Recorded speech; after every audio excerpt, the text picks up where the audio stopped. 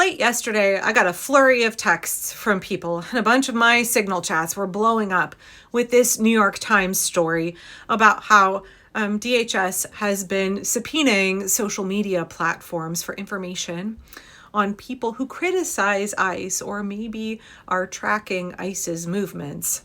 Here's the piece. Homeland Security wants social media sites to expose anti-ICE accounts. The department has sent Google, Meta, and other companies hundreds of subpoenas for information on accounts that track or comment on immigration and customs enforcement, officials and tech workers said. The piece is by Shira Frankel and Mike Isaac. It's quite short. You can obviously go read the whole thing. Okay, so this is deeply concerning. The Department of Homeland Security is trying to identify American citizens who oppose immigration and customs enforcement. They're sending these legal requests. They're not subpoenas how you think of them, in that they're basically saying, pretty please, Meta and Google and Reddit and Discord and whatever other social media, will you please turn over the email addresses, names, telephone numbers, identifying data behind accounts who criticize ICE. These are requests. All of these corporations could say, no, man, we're going to protect the privacy of our users. That's protected First Amendment speech. You're allowed to criticize the government. You're allowed to criticize the illegal actions of lawless, fail-son ICE chuddies. But no. Of course, we know that Google and Meta and Reddit immediately complied. They handed over all of that information. Again, these tech companies can choose whether or not to provide this information. They also can notify the people whose private information they are turning over to the authoritarian government, but most of them are not. Google apparently is informing its users if their information has been subpoenaed, and then they can go to court and have 10 to 14 days to fight the subpoena. So obviously this is deeply concerning. Senator Alyssa Slotkin interviewed Todd Lyons under oath in front of the Senate the other day. And she said that Donald Trump and members of ICE are talking about putting together a domestic terrorist database, and that ICE agents are filming people, face scanning people, and then threatening them, saying, we're putting you in the database. You're in the database now for criticizing us or following us or exercising your First Amendment rights or making us feel uncomfortable feelings, right? Senator Slotkin asked Todd Lyons, is that true? Do y'all have a database? And under oath, Todd Lyons said there's no database. ICE does not keep a database. Homeland Security does not keep a database, and we do not provide that information to other government agencies for the purpose of keeping a database. And she's like, well, I hope so. I hope that you're telling the truth, motherfucker, because your ICE agents are threatening people. Now, we know that law enforcement at all levels can lie to people. So, whether or not they actually are putting together that information, we do have evidence now that DHS is trying to gather information on who is posting on social media criticizing ICE. That is a First Amendment protected right. You are allowed to do that. And it's really fucking creepy and authoritarian that the government wants to subpoena data and keep a list of people who are doing nothing illegal, nothing wrong.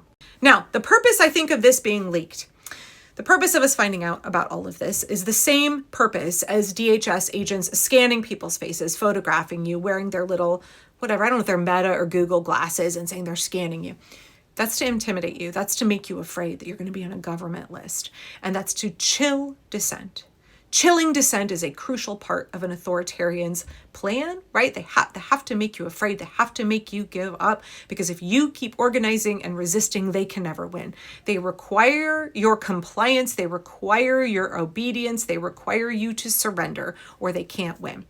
And so chilling dissent makes people really scared. And I had a lot of people texting me yesterday being like, this is really scary. Am I going to get in trouble for criticizing ICE on social media? Well, what does get in trouble mean under a would-be authoritarian? You have to exercise your First Amendment rights in order to defend them. I immediately made a social media post after I read this article. And I hope it sets an example for other people. I said, I'll criticize ICE in the broad daylight out in the open. Fuck those fascist ICE fail-son chuddies violating our rights and ruining this country. They're losers and criminals, and I look forward to their prosecutions. Suck on the First Amendment, a-holes. You have to exercise your rights to defend them. Two things. One, the minute you stop exercising your rights because you are afraid of what will happen if you do so, those rights functionally do not exist. The regime has successfully pocketed them and taken them from you. I'll say it again. The only way to defend your rights is to courageously express them, no matter how much they are threatening you and intimidating you. In fact, if they are threatening you, if they're trying to scare you out of exercising your rights, it is exponentially more important that you continue to do so.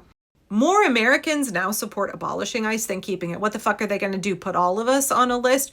We have strength together. We have courage together. If we all exercise our rights together, then they can't win. They can't take those rights from us. I know it's really scary. I know the people who are texting me are really freaked out. That's why I made my post. Like, right?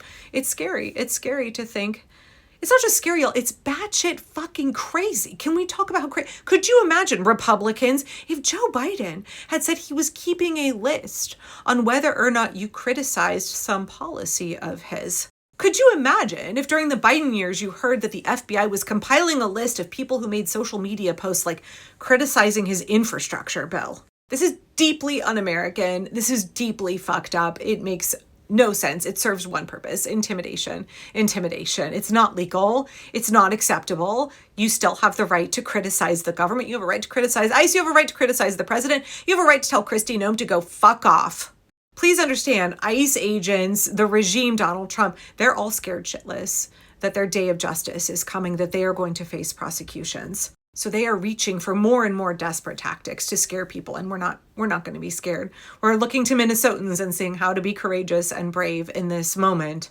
They've got to accelerate their intimidation tactics in a desperate attempt to get you to surrender the Constitution, to surrender your rights, to surrender your neighborhoods, to surrender this country to the authoritarian regime of Donald Trump and the lawless, violent gang of criminals that are DHS agents in Customs and Border Patrol and ICE. We're not fucking doing it, right? So we have ICE fail son chuddies who are taking people's pictures and claiming that they are uploading them to a domestic terrorist database. Oh, we got your picture and your plates in the database now. We have DHS subpoenaing the information of people who post on social media criticizing ICE, opposing ICE. Again, 46% of the population. That's a real big file there you got, motherfuckers. And Number three is that we have behavior like this from ICE agents, which is just straight up intimidation.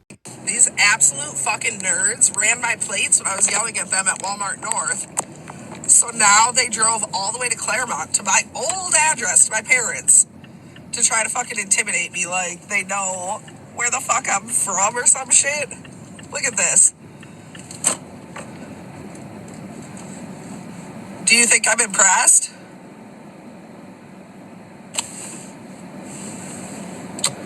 Stop! This isn't where I live. That's fine. This isn't where I live. Do your parents still pay all your bills? No. Because I wouldn't be surprised if that's the case. If my parents paid all my We bills, just want to make sure you got home. this isn't where I live. It's okay, Olivia. We appreciate it. You can go talk to them. Well, This isn't where I live. So if this is not where your vehicle's registered, you might want to look that up with their state. It is, buddy. My address is correct on my ID and where my car is registered. Okay. Good try, though. All right. Thanks, Olivia. Do you feel strong? He's or what? threatening her using her name. We're good. That's a Have threat. a great day, okay? I'll keep following you, okay? Oh, no, she doesn't care. It's right. No, come on. She doesn't care? She doesn't care. They never do. How does it feel to be a race traitor? He's so dysregulated. You know, we were trying to get a child molester, right? No, you weren't. Yes, we were. How would you know? Because it was a woman you talked No. to. His wife? And then his plate came back as murder. I just want to say, calling someone a race traitor, But you guys don't care. I hope you realize that is the most racist Oh. thing you can say Oh, as a Jesus, white fuck off. woman. Of course, And it just is. so you know, this isn't a good look for you. You think I care about my look. No, trust me. When you guys It are- is evident by how you look, you don't care. We get that, trust me. No, that's what I'm saying. I'm just saying this, trying to be a social warrior.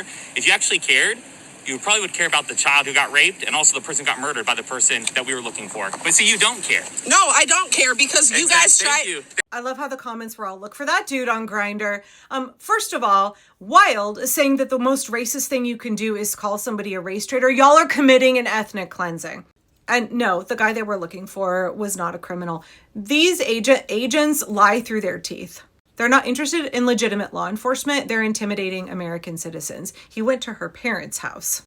Pure, pathetic attempts at intimidation, but Livy showed us how we respond in that moment with courage. She knows her rights. She's not backing down, and neither are we.